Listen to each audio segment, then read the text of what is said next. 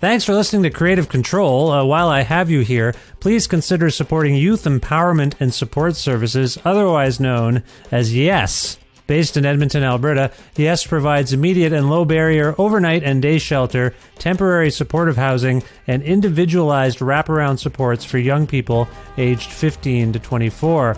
They work collaboratively within a network of care focused on the prevention of youth homelessness by providing youth with the necessary supports to stabilize their housing, improve their well-being, build life skills, connect with community, and avoid re-entry into homelessness. Learn more about how to donate or otherwise support YES by visiting yess.org. Hey, this is Adam from Toronto, and I support Creative Control because Vish is full stop one of the best arts interviewers in Canada, or anywhere in the world, really. He approaches every episode like he's known the artist for years, creating a conversational atmosphere that gets straight to the heart of the work. No one else in podcasting gets it quite right like he does, with a mixture of meticulous research, wise artistic insights, and well-humored personal connections. I proudly support Vish and Creative Control on Patreon. You should too. To make your flexible monthly donation to Creative Control, please visit patreon.com/creativecontrol today.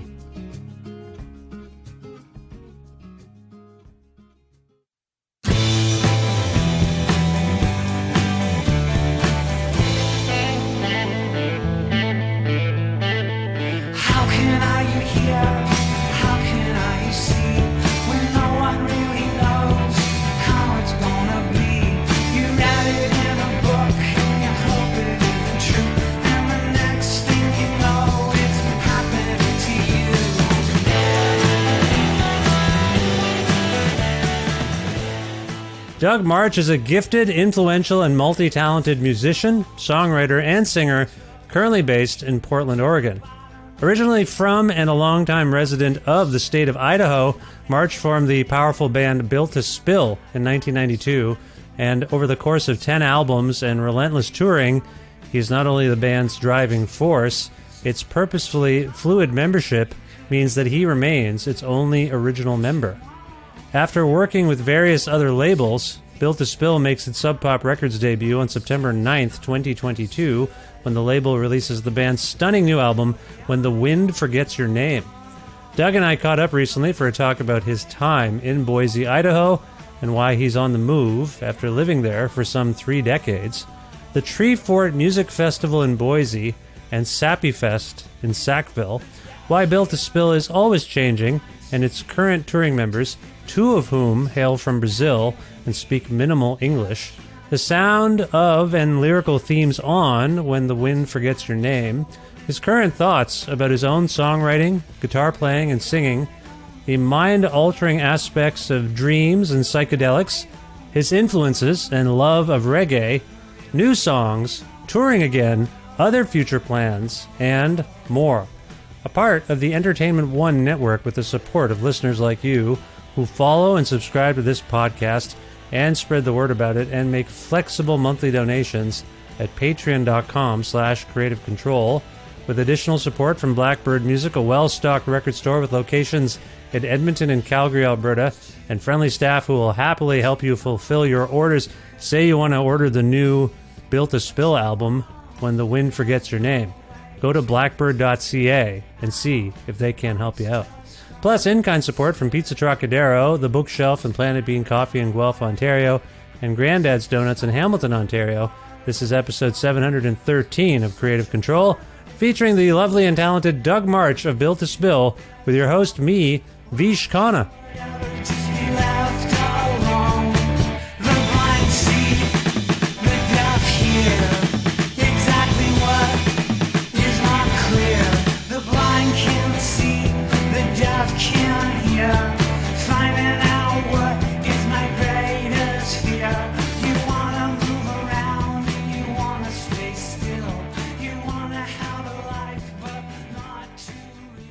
Hi, Doug. How's it going? Good. How are you? I'm well. It's nice to speak with you. I'm a fan. It means a lot to me. First of all, where in the world are you?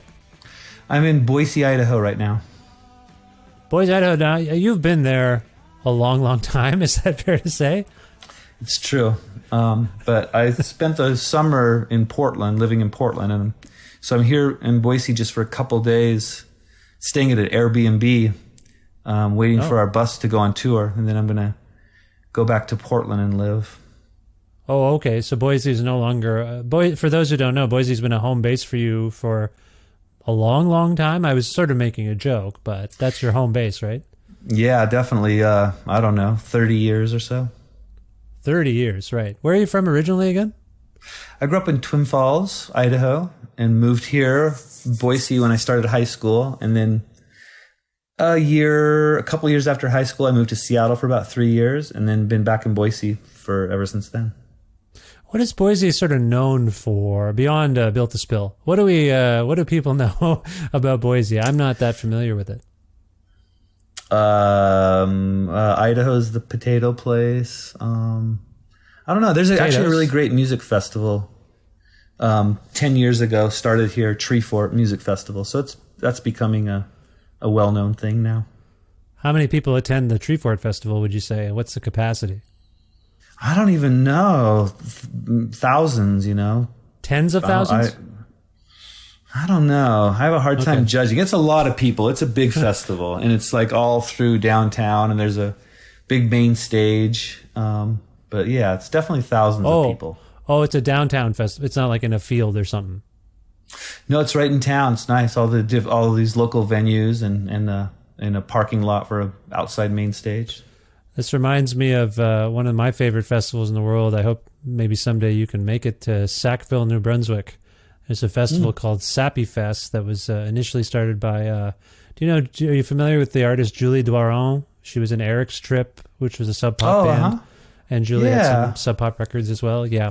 So she had a record label called Sappy, and they turned it into this. Sackville's a very small college town, university town in Canada, but they do the same thing. The streets are taken over. There's a tent, and it's wonderful. I'm not just advocate. I like it. I've never lived there. I've had no real involvement, but I've gone a lot, and it sounds like it's the same spirit. So anyway, that's nice. Cool. Like you've played this festival in Boise before, I'm guessing. Yeah, we've played it every year, all 10 years. Every single year. Well, that sounds like collusion. Who do you know? It's a little bit of that. I don't know. I just we just get invited. We're good friends with the guy who puts it together. He's even tour managed us a little bit. Okay. Yeah, this guy Eric Gilbert. So we've been lucky enough to get to play it all the time. Sometimes we play multiple times. We usually play multiple times. Oh, like in a weekend? You'll play a couple times in a weekend? Okay. Now we talked about the potatoes. I know Idaho is being famous for potatoes. Wow. Well, it's world-renowned, Idaho. Well, sorry, I shouldn't say that. I wasn't sure. I know a fair amount about America. Maybe that's the difference between me and other people. But here in, again, I mentioned the East Coast, New Brunswick. In Canada, we like to think of Charlottetown, or rather Prince Edward Island, I should say. Charlottetown is a town in Prince Edward Island. And this island on the East Coast, and that is considered the potato capital of Canada. Renowned for its potatoes, is all I'm getting at. So at some point... I didn't know that, so that's why I was surprised that you knew about Idaho. I'm a worldly fellow. I try to pay attention to things. America is omnipresent, so I could probably tell you something about every state, just something I know. And that's why I asked if there was some industry, like I know about the potato stuff. Anyway, I didn't know is anyone famous besides you from Boise? Is there like someone else who elicits hometown pride? We got Curtis Stigers. Do you know him? I'm familiar with that name. Who's Curtis Stigers? I'm blanking on this. Yeah, he's like sort of a kind of a jazz guy, a saxophone player. He had a song on the Bodyguard soundtrack. I see. That's his claim to fame, the Bodyguard soundtrack? Well, that's maybe his best-selling album ever. But okay, he does stuff. Okay, so another musician. Any other? Another musician. Well, I feel like we're blanking on something significant, and I don't know why I think that. I don't think we are. Okay, so Boise is a smaller town. Is there hometown pride for Built to Spill in Boise? Are you aware of this beyond being asked to play this festival every year? I don't know. I hope so. I hope there's not hometown embarrassment, but I don't know. Yeah. I think we've been around long enough that a lot of people around here know who we are. Yeah. Well, I like I say, I'm happy to have you on the show. By the way, you're at an Airbnb. You don't know people in Boise that you could stay with while you're waiting to start the tour? Well, there's a few of us, It's like the whole band is. You don't want to. Right. Yeah, not the whole band, but there's 4 of us staying here. It's a bit to crash into people's lives, and over the course of the lockdown and stuff, I'm just not real tight with very many people anymore. Oh, really? You because of the lockdown, or just it was leading up to that kind of isolation anyway? I don't know. Yeah, maybe a little of both. You know how it is. You kind of get your own. You get. Well, I get. Just sort of lead my own little life, and I'm not that social, I guess, is what I'm trying to say. Well, I feel kind of similar to you right now because I grew up in Ontario, Canada. Lived there my whole life until my wife is from Edmonton, Alberta. So we lived in Ontario she moved there for school. We met at university in the early 2000s. And then at the very end of 2019, like literally December 28th, we moved to Edmonton, Alberta. And then 2 months later, there's a pandemic. So I know no one really here except for my work colleagues. I don't go out much. To anything. Mm-hmm. I've been all I'm getting at is I totally relate, and I don't know how to feel about this isolation. Some of it's self-imposed, some of it just because I read the news. As you register that you are living a little more isolated and aren't that close with everyone, how does that impact you? How do you feel about this? You sound like you're at peace with it, but can you elaborate?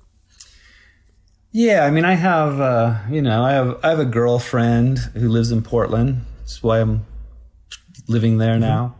And then I have some friends. I have the band people and stuff. I have some friends here in Boise. It's not that bad. My closest friends have a small place and little kids.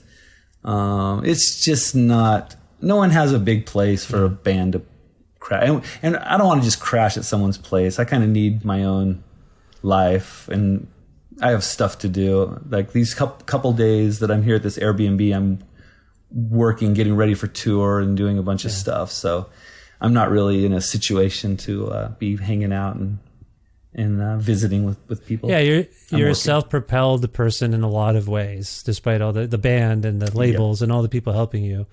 You figure that, when did you figure that out? Oh boy, I got to just do everything I can to make sure I get my work done and have few distractions. Do you know when you figured that out? I'm figuring it out. I mean, sometimes I just get into a mode where all I do is work and just try to think of what I got to do next, you know, and it works out all right, but I don't, I'm not cut out for this work, but I never, just never had a manager. My wife and I managed the band, and neither of us really knew what we were doing or liked doing it. Then we split up a few years ago, and now we have a tour manager who does some stuff, but there's just a ton of stuff I have to do. I think if the band had found someone when we first started that we got on with and trusted and understood what we were about and what we needed, I think it would have been nice to have a manager, but just never really found someone like that, and just ended up all falling on my shoulders. Yeah, I can relate to what you're saying. I find that I'm most satisfied when I'm able to just do what I think is going to make sense. Whether it's... Also, I've come to trust myself because it usually works itself out. So do you have that a little bit? Like, I've been doing this a long time. I think I know how to do it. A little bit. I mean, I'm not good at any kind of bureaucratic stuff, any kind of paperwork and tax things, and and I do keep track of things for accounting, and I'm not good at it, and it gives me a lot of stress. Yeah. But there's no one I know that can do it. I'd have to explain everything to someone the whole time anyway. That's what I'm getting at. It drives you to autonomy. It drives you to autonomy. Exactly. To be like, every time I involve 4 or 5 people, something doesn't quite work. Like someone's not lifting their end of the couch to my satisfaction, and I got to lift it in myself. Sorry, that was a weird analogy. But you are moving to Portland, So maybe that's why I had the moving analogy. Anyway, it is an interesting aspect of Built to Spill. Or sorry, this conversation to me leads into what I think is an interesting aspect of Built to Spill. I think it has been built up, no pun intended, quite a bit. But the fact is you are the core person, the driving force behind what is a band, and has been a band for a long time. But meaning the other members, that's a constantly evolving lineup. Is that still your mindset about this band? Yeah. I want to play with different people as the years go by. Yeah, and that was from the get-go? Your mindset was that was your view of things from 30 years ago. This is what you envisioned, right? Yeah, when the band first started, I had just come out of another band called Tree People, and it was, I don't know, there's different reasons why I wanted to switch up the lineup. The first reason was that I was in Boise, or living in Caldwell, another little town here, for a brief time, and thought that I was going to be moving to Montana or Colorado to follow my girlfriend to college. So I wanted to make a record, but I wanted to keep the name, so I figured I would find some new people wherever I ended up. And so that kind of was the idea, you know. But it was because, you know, I grew up listening to David Bowie, and I liked the way that he could make different records and play with different people, and there wasn't necessarily a sound that was his, and I didn't feel like I wanted to have a sound. I wanted to explore different things and have different influences and stuff in my music. And I also wanted to not get in too much of a whatever situation that comes up with human beings all spending so much time together. I was in a band with a couple of brothers. So, you know, I just wanted to have, you know, not as little drama as possible, human drama. Yeah, I think people by this point, at least people who follow music, know that the social dynamics in a band can make or break the band. They can destroy the band. Brothers in particular, family members. Who can forget Creedence Clearwater Revival? You know that story? Where the brothers... Oh, well, sorry. I don't even know that story. I just know... I was just making something up. Didn't John Fogerty play with his brother or something, and then it didn't work out? I feel like that's... No, I'm thinking of the Everlys. Anyway, I'm getting all confused. People don't get along. It's sometimes hard. The Bee Gees. How about the Bee Gees? They didn't Let's go with the Bee Gees. Yeah, I mean, you become siblings with your bandmates too. Like you become family, and I don't know. Like, were you had that negative experience in Tree People, but did you see it festering in the early days of Built to Spill, where you put a band together? No, okay. Not at all. And and it wasn't really a fully negative experience with Tree People either. You know, it's had its moments. Right. But I think I just knew that there's that potential for that kind of stuff to happen, and I wanted to keep it light and fun. Yeah. And just any group of people, when you're together for so long, that just is going to fade away, or maybe not always, but has a good chance of fading away. And I ended up playing with, the same people for years and years. I played with the same rhythm section guys for, 15 years or something, and a couple other guitar player guys that were joined a little later but stayed in a little longer for 10 years or more.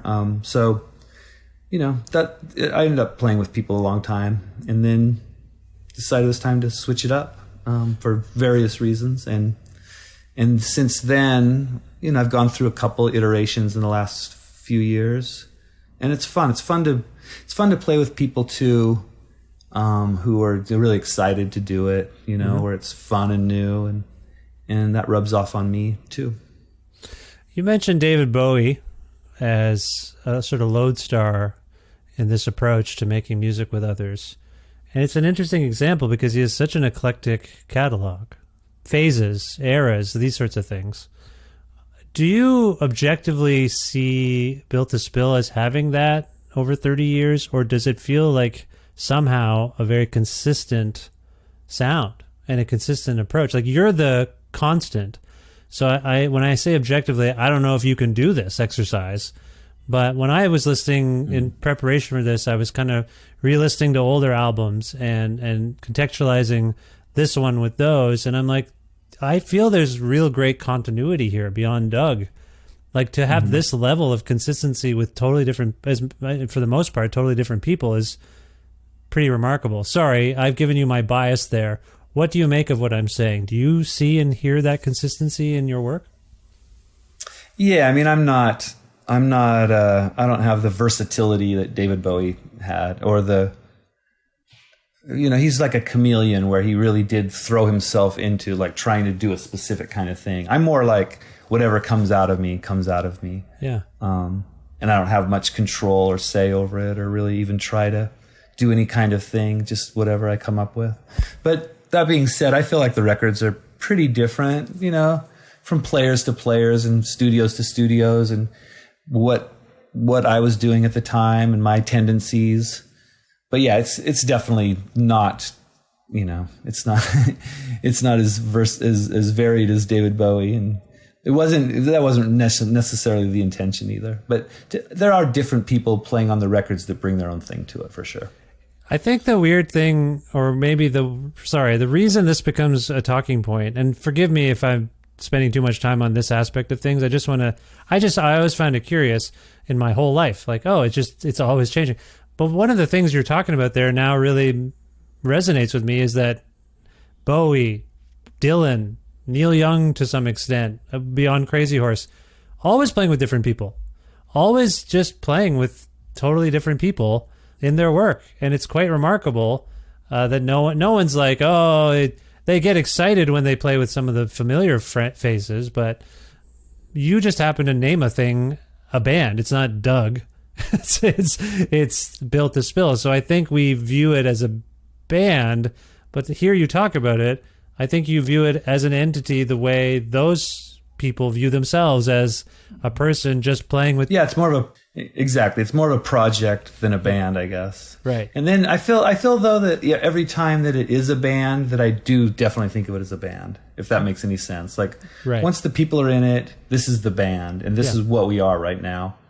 A few years ago we were something a little different. A few years from now we'll be something a little different, but we are a band at this moment. Do you believe in the concept of band chemistry? Absolutely, yeah. I mean, that was part of why I played with those guys for so long, because I liked the idea of changing the band up, but I felt like we had something really cool going on. Yeah. When it was me and Scott and Brett, and then Jim and Brett, when it was the five of us, I felt like we had something really special happening, that there was a chemistry. Right. And I felt like it overrode the ideas of changing the band, the ideas for changing the band, and it was more important to have this chemistry than to have new ideas or to avoid personal conflicts and things like that. Mm-hmm. Okay, I understand. So you mentioned that the folks you played with were like, you recognize that it was a band. Are you in touch with them? Were they okay with this notion, like from the get-go, that Built to Spill was going to be evolving as it has been, rather? Well, I don't know. I think at first it was understood, and then over time, I think that everyone felt like we were just going to keep doing this. And then Brett and Scott just, they just burnt out or something, decided not to do it anymore. So they moved on, and we've replaced them. And then the other guitar players, after a few years of doing it, basically came to a point where it wasn't really enough money for everyone to be able to do this for a living. It was okay money, but we couldn't do this and not have other jobs too. Yeah.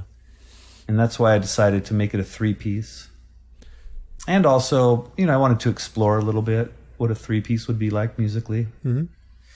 And did that for a while, and then just wanted to switch it up, wanted to try something different, both for musical reasons and personal reasons. Thought it was that 3-piece had run its course. Right, but the new record is a 3-piece again. Yeah, it is. It's these Brazilian guys, though. After I stopped playing with Jason and Steve, which was the the guys who replaced Scott and Brett, and we played as a 5-piece, and then I played with a 3-piece with those two. I had shows booked in Brazil and no band, and so I met these guys online and had them be the band in Brazil. We just practiced for a few days. They learned the songs, and I got there and we practiced for a few days, and I loved it. I loved them. So I brought them over to the U.S. to tour for 2019.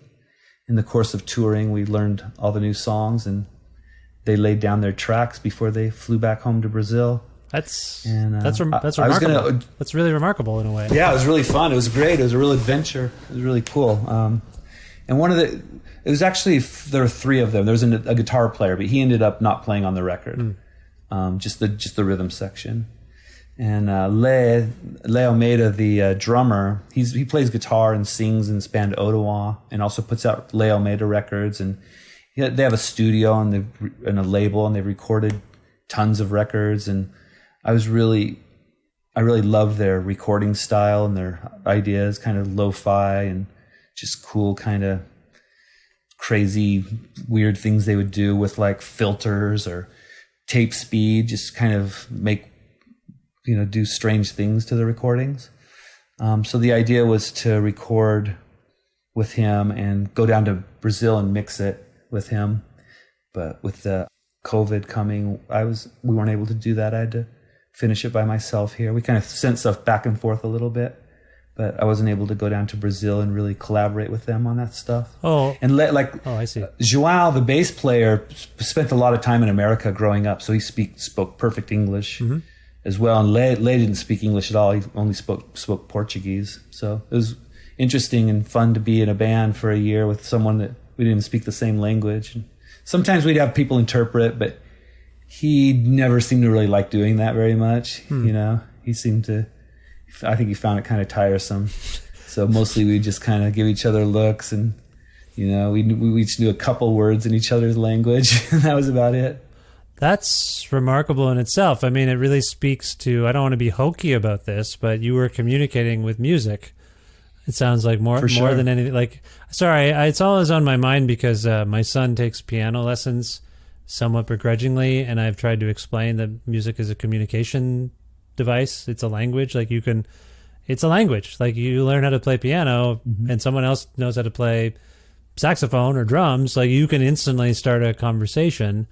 And sorry, I don't mean to tell you my parenting tips, but just fresh on my mind because it sounds like you had that exact experience. Yeah, for sure. Nonverbal communication. So, how many times have you played in Brazil? We played down there. I was down there. We played like 2 or 3 shows, and then was that your first time? Was that your first time in Brazil, though? Yeah, that was our first time south of the border at all.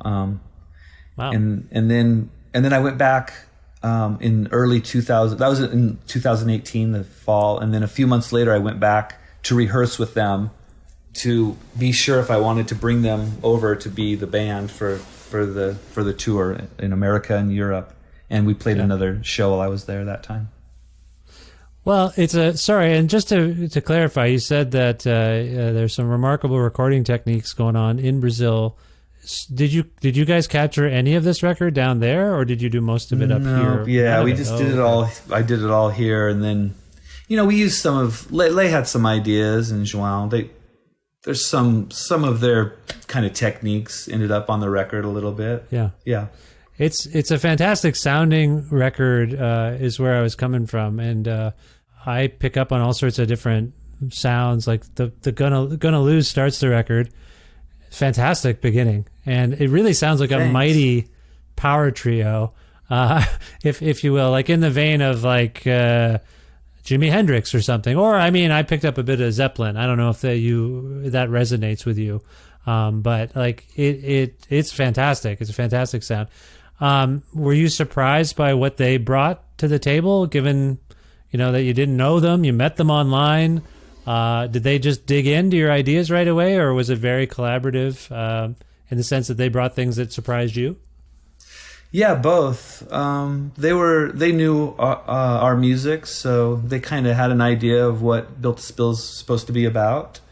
But they also, had their own influences and stuff. They're like 10 years younger than me and kind of they're real into like Guided by Voices and, other sort of kind of lo-fi pop punk kind of stuff. Yeah.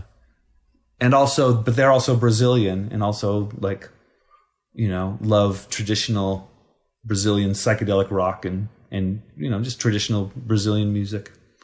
So they brought a little bit of both of those things, like really got where I was coming from and just the Built to Spill aesthetic, but putting their own little spin on it a little bit. I think the thing that stands out most about them to me is it's more laid back than any other Built to Spill band. I think it's just a little, just kind of mellower, laid back on the drums, especially Liz drumming. I find it. I'm a drummer, so I find it a bit explosive at times. It's funny that you nice like good. this groove. It's totally groove oriented, but I feel like every once in a while I'm just like, oh, it's like an explosion. I think that song in particular, Cool. Gonna Lose. He's showing. There's a little showiness there that I like. Nice, Yeah. good.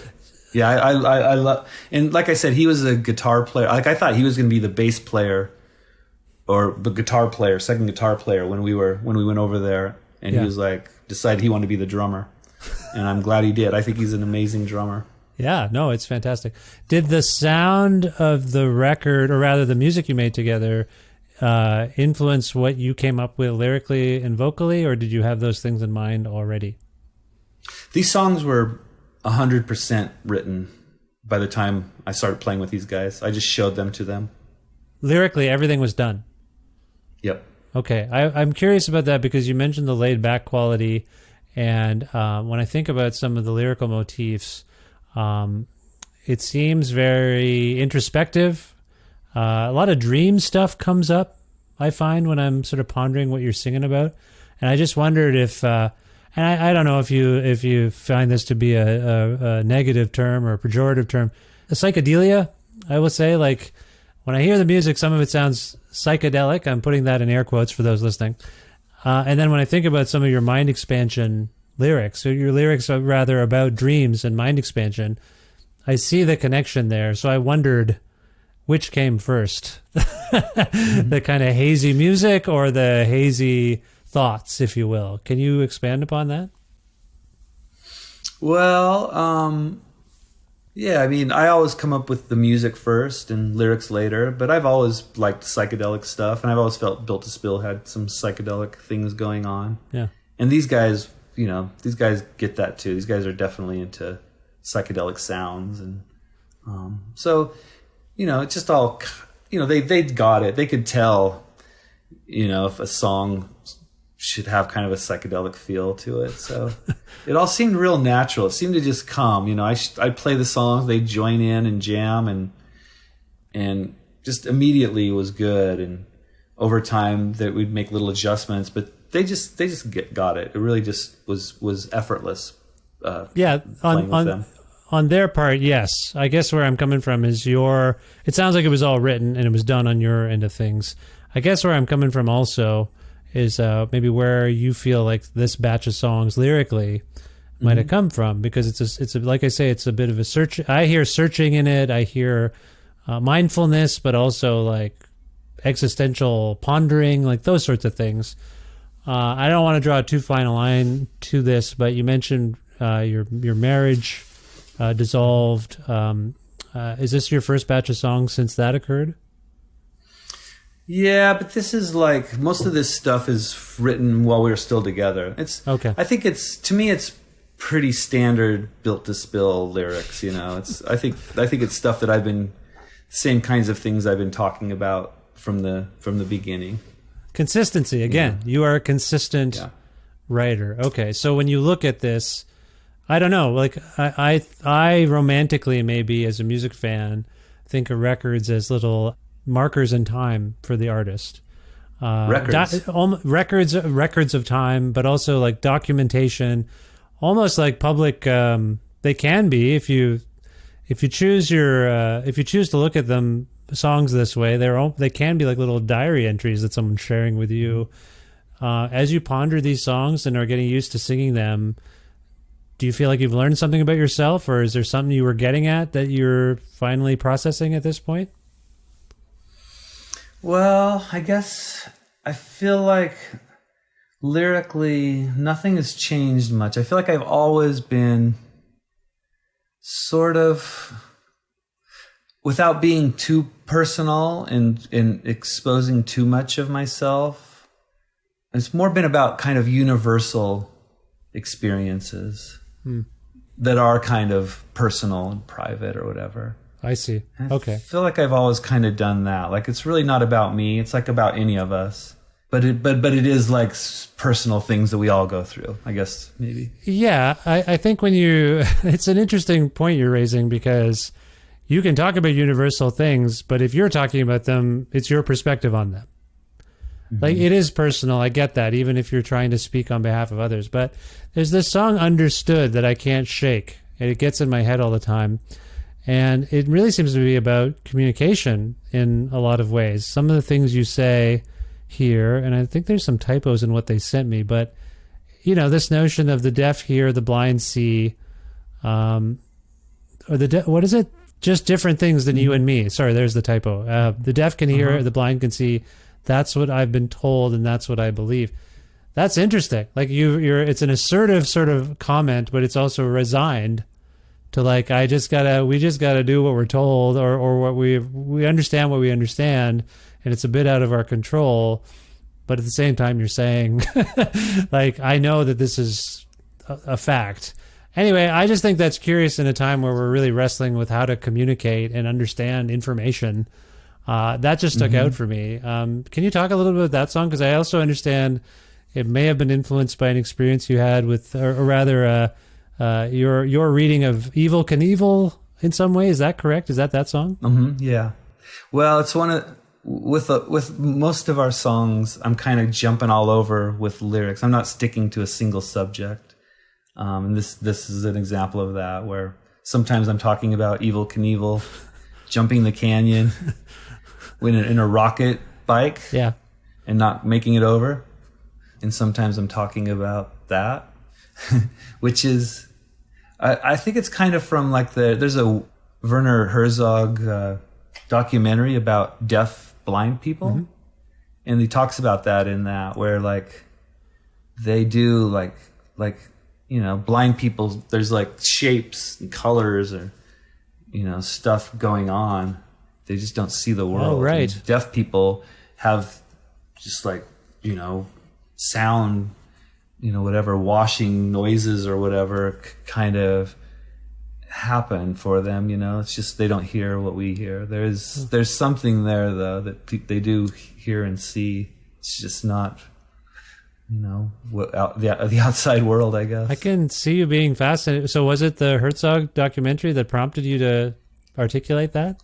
Yeah, it was like, I don't write very many lyrics. I write just enough to make songs. I'm not a writer. I'm not a poet at all. And that was just like, when I somehow thought of or heard someone say the blind can see, the deaf hear, to me that was like the best lyrics that I'd ever written or something. I ended up using it in 3 songs on the record. One of the songs didn't make it onto the record, but it's on another one of the songs on the record. I used the same line just because I like that notion of whatever it is. It's absolutely poetic, and it in its own way, it's very empathetic too.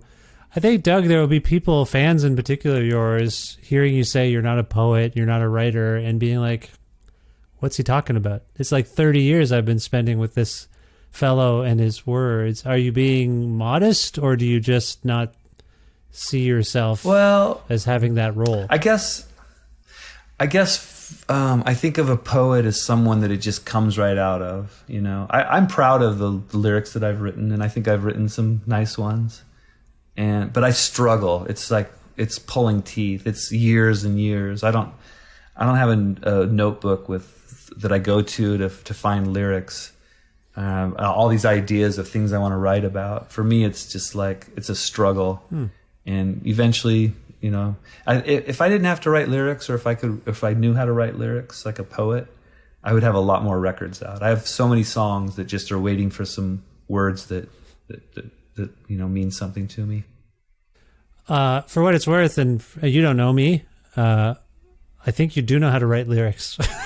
If I might say, I think you've done a very admirable job of that. Thanks. Even if you're, I like I said, I like the ones that I've written, but it just it takes me a long time to do it. I haven't written them in a long time, and I sit down with I have songs that I've sat down with that I can't wait to play for people, and I've sat down with them 100 times and tried to come up with words, and nothing's there. Eventually, there will be some words there, and you know, hopefully, people will listen to it and say, "Oh, these lyrics are great. What are you complaining about?" Well, I'm complaining because it took me hundreds and hundreds of hours to come up with those handful of lyrics.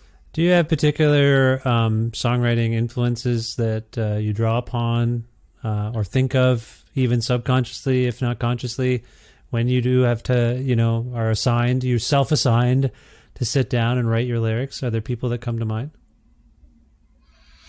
Probably less over time, you know. Over time, I feel like I just kind of have my own thing now a little bit. But yeah, I mean, for sure, I have tons of influences from when I was younger, you know. I was listening to your Daniel Johnston album, the songs of Daniel Johnston, and I don't know, I see connections there more than I thought or realized on some level. And even in your, like, the other thing with your words is a lot of it, the emotion is conveyed in how you sing, if I may. So it's not only the words on the page, it's like your delivery is so striking and compelling to me as a singer. And that has also been relatively consistent as well. I can already sense that you might undersell this based on the lyrical stuff, but are you feeling good about your singing these days? Like, are you feeling like it's maintained a standard that you're happy with? Yeah, I feel I when I'm singing, I feel really good about it. When I listen back to it, not so much. But I think that I'm a better singer now than I was when I was younger. Listening to the early records, I don't really like the quality of my voice. Part of it was me trying to figure out what I was doing and trying to sing like other people and not really having that in me. Some of it was trying to, like, I feel like on some records, like Perfect From Now On or Keep It Like a Secret, the first Warner Brothers records, I was so insecure about my voice and my pitch. I feel like I worked so hard to get the pitch of my voice right that the quality, the soulfulness or whatever of my voice got lost in a lot of that stuff. And I'm a little bit regretful that I didn't sing those songs as well as I feel like I sing them live now. So over time, it's a matter of identifying what you see as a problem and, like, bridging the gap, I guess, between the passion and the technical skill, if you will. Yeah, exactly. Just like totally like what you're physically able to do. And, you know, when you're young, you kind of like, you're like, well, you think you get to pick what you do, you know, you think you get to pick what you're going to be, you know, who you want to emulate. Yeah. And then you can't, not everyone is physically equipped to emulate the things they want to emulate. And I think that's what eventually I started to understand was just what my vocal cords are capable of. Yeah. Just for background on that, who were you emulating at the time? I think I wanted to sing when I was younger. I wanted to sing like, I don't know, kind of different people, but like I always thought Paul Westerberg was a great singer. I would have loved to be able to sing like him and thought I could when I was in Tree People. And I don't really know. I don't know who I think I was emulating as Built to Spill got going. Well, I think Isaac from Modest Mouse was a big influence for me. After I heard them, I was like, that's a cool way to sing. And tried to sing like him. The Westerberg influence is an interesting one, particularly for those encountering the new album, because you sing in a very high register. I guess Paul could do that sometimes, but he mostly had this guttural. No, he had quite a range, but I don't think he ever sang as consistently high as you do. Is that fair? Probably, yeah. I mean, he just had he had gravel in his voice, and I just, I don't have any now, and I did a little bit when I was younger, but it wasn't as cool a gravel as his. Absolutely distinctive gravel. One of the greatest singers. Unfortunately, I think, whatever. It's the legacy. We don't have to rehash the Replacement's legacy, but a lot of self-sabotage there, unfortunately, I think is all I was getting at exactly. there. Have you, you've been able to avoid, here's a weird blunt question I was going to ask you, and it follows what we were maybe just talking about, because I was going to say, you seem to have avoided some of these pitfalls that have befallen people like Paul Westerberg. But as I talked about the psychedelia and some of the references on the record, let me bluntly ask you there, Doug, do you like drugs? Well, I've enjoyed myself a little bit of psychedelic drugs here and there. Is that still a part of your practice, so to speak? Not so much anymore, but okay. Yeah, I'd probably still do something. Yeah. Okay. So does it help you creatively though, or is it just no? It's for another time. Yeah, creatively, I don't think I can. I don't think I could work on any psychedelic drug. But the weird thing about the psychedelic drugs, forgive me, I've never done the psychedelic. I've been straight edge most or whatever. I'm not quite straight edge, but whatever. I've never partaken. And sometimes I'm like, maybe I should just do it, see what happens. But I have control issues and I feel like I would lose my mind. I would probably lose my mind. That's how I feel. But my thing is, the cliche is that certain people would do such things and then they would have these creative output, something would happen. Your case, and what I can tell from some of the lyrics here, is I feel like you're calling upon those experiences. You're not writing as you're having the experience, but when you write, you think of that experience. Like it is vivid. These are vivid experiences that you still can retain. Is that right? Yeah, I think stuff kind of moves too fast when you're in a psychedelic experience to really be creative. I mean, I know that people do, but my experience has been that, or that whatever meaning and that you feel like you're having with the thing you're creating, once you are not high anymore, you just realize it's not as cool as you thought it was. It was something was happening in your mind that was making it cool, and the thing itself wasn't necessarily very, very inspired. I see. There's a lot of research going on now with psychedelics and therapy and stuff, and I think that people are opening their minds to it, and that it can be people are starting to understand that it can be a really helpful tool for all kinds of things going on inside us psychologically and so on. There's a new, is it a series? I haven't watched it yet, but there's a new Michael Pollan thing on Netflix about this. Do you know what I'm referring to? I don't. Oh, it's either a documentary series or it's one documentary, but it's really talking about exactly what you're talking about. And with its release, there was a lot of mainstream coverage of this idea that actually treating people for trauma and depression with psychedelics actually cures them.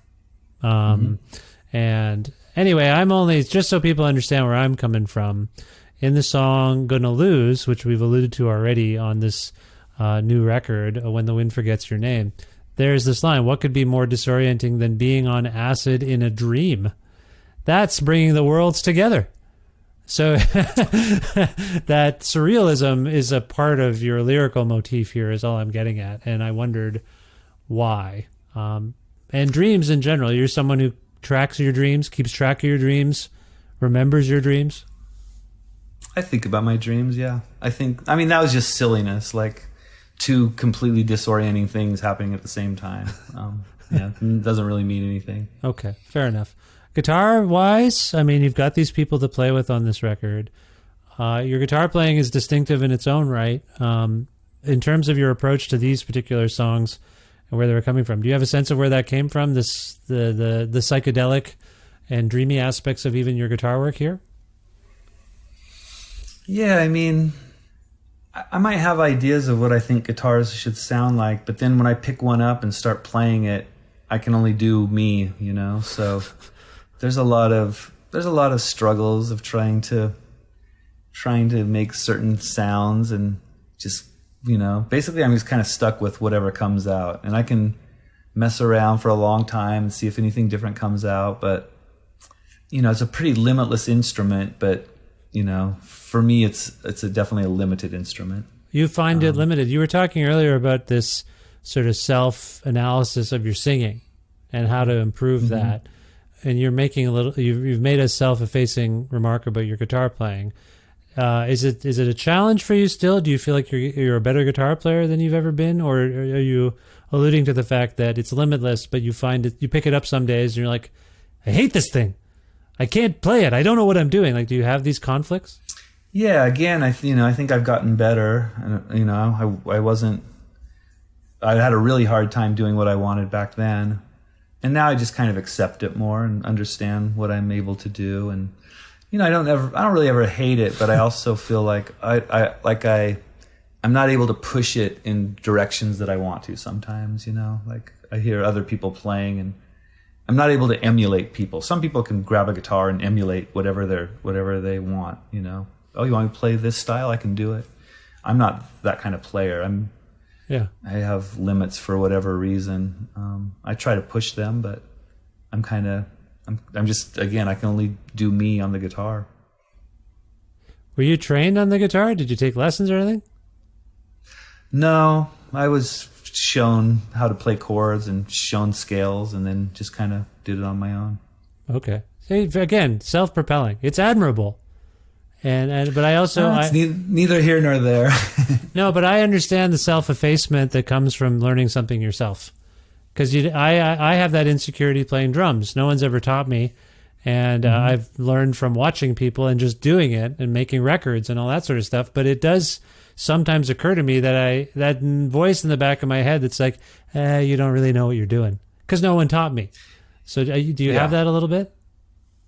Yeah, and I mean, I'm confident. I mean, I do this for a living. Yeah. I go play in front of people every night, and I make records that get released. So I have some confidence, but I'm just being honest and realistic. You know, you can go down to Guitar Center and find 3 or 4 people there that play way better than me. I just happened to stumble into this, you know, world, and you know, I like the way I play. I like the way I sing, but there's limits to it, and it's not for everyone. So it is I just understand that. Yeah, it's fascinating, the Guitar Center example, because any music store you go into, there's someone shredding in some corner of the room, but then they don't. That's what they do. They don't. I don't know. There's something where they can play, but they don't always have the passion.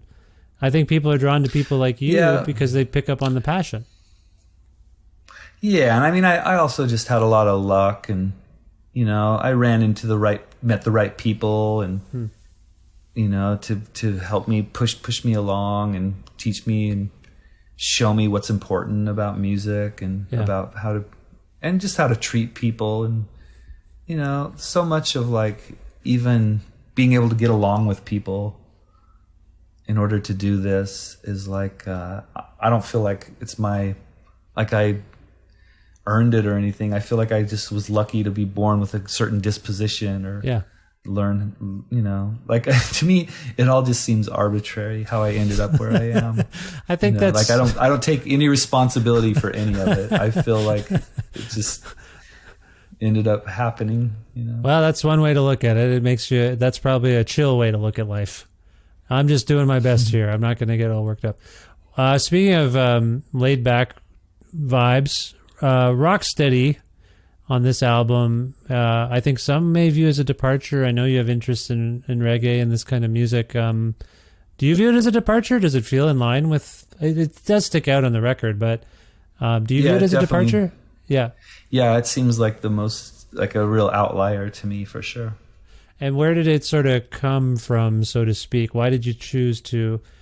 I mean, would you agree with the sort of basic notion that it's the most genre signifying type of song on the record, perhaps? And if so, Why? Why did this song come about, and why is it here? Well, it's not really rock steady, but it reminds me of rock steady, but I don't think it's a reggae song, but it reminds me of reggae songs. Okay. And I don't know, I tried to make it, I just felt like the main riff is just all that really matters. And when I tried to fill it up with guitars and stuff, I felt like I just wanted to hear it, that simple riff playing through it. This is in terms of the singing and the lyrics, this is one that made me think of Daniel Johnston again. I like Waking Up Saturday because I'm forgetting all my troubles behind. Like, it has this sort of, I don't know how else to put it, just like almost childlike. Is that a fair way of just stepping away from the world? And it's got innocence to it. Sorry, I don't have a question here. It's just an observation, and it just works well with the laid back groove, if you will. That's all I wanted to say. Yeah, I mean, most of the lyrics are kind of downer lyrics, even though it's kind of a happy sounding song. And I don't know. I mean, yeah, I like it. I'm proud of that song. I think the lyrics turned out good, and maybe the song's a little too slow. Maybe I wish it was a little bit faster. It might drag a little bit, but other than that, I think it turned out pretty good. Well, you can correct that on tour. You can up the BPM. Make it just a little more up tempo. So the record is great. We've covered aspects of it. Is there anything more you want to say about it? Is there anything we've missed or something you want to convey about this wonderful batch of songs? Yeah, there's nothing that comes to mind. I guess I'm really proud of the Alex Graham artwork.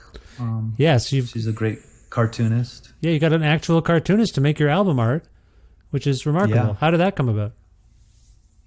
Oh, I just discovered her comic Dog Biscuits on Instagram during the 2020 part of the pandemic. And I was looking for art and fell in love with her comic, and yeah. And I wanted, the title of the album comes from one of the songs. It's When the Wind Forgets Your Name, and it seemed like kind of a serious, pretentious title.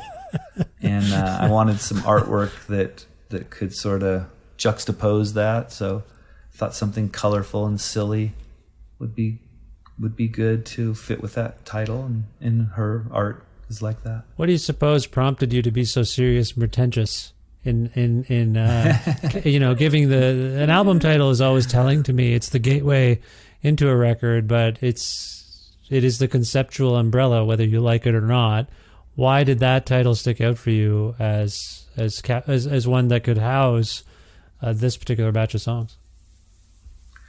Well, I also thought it was sad and beautiful, and I thought it was a great title, even if it was a little bit on the serious side.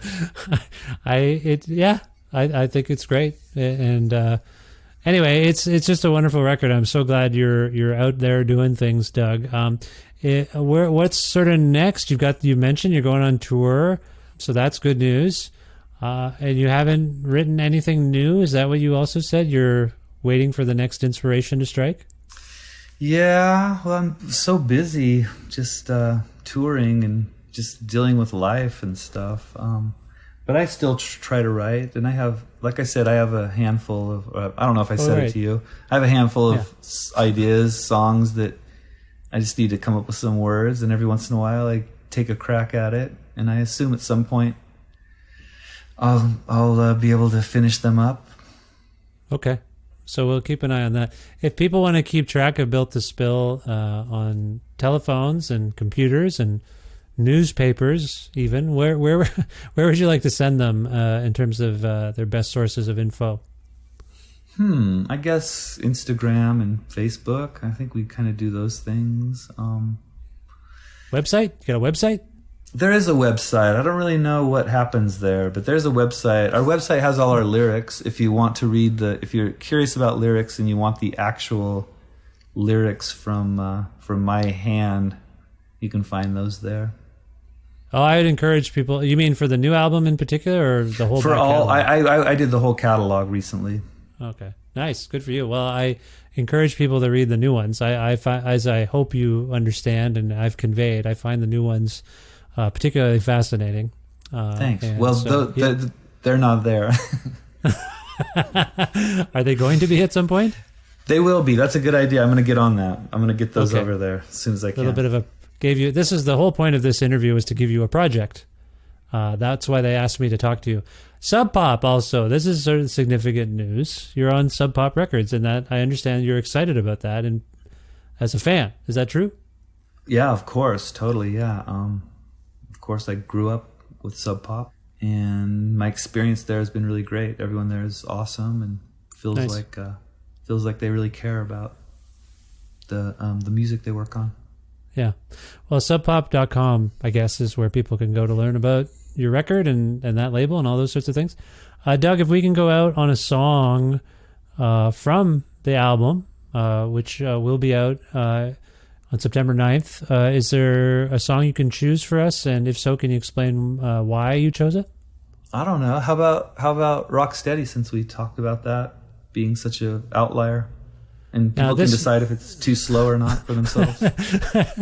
I love that you picked the outlier. Most people in this promotional cycle world, like, I better pick the thing. You pick the outlier. I like it. The album cut, if you will, that is going to mystify people. That's good. That says something about you, Doug, if I might say. All right, let's play it. This is Rock Steady by Built to Spill from their beautiful and excellent new record, When the Wind Forgets Your Name. Doug, this was truly an honor and a pleasure for me. I hope you enjoyed yourself, and I wish you the best luck with everything in the future. Yeah, thanks, Vish, for reaching out.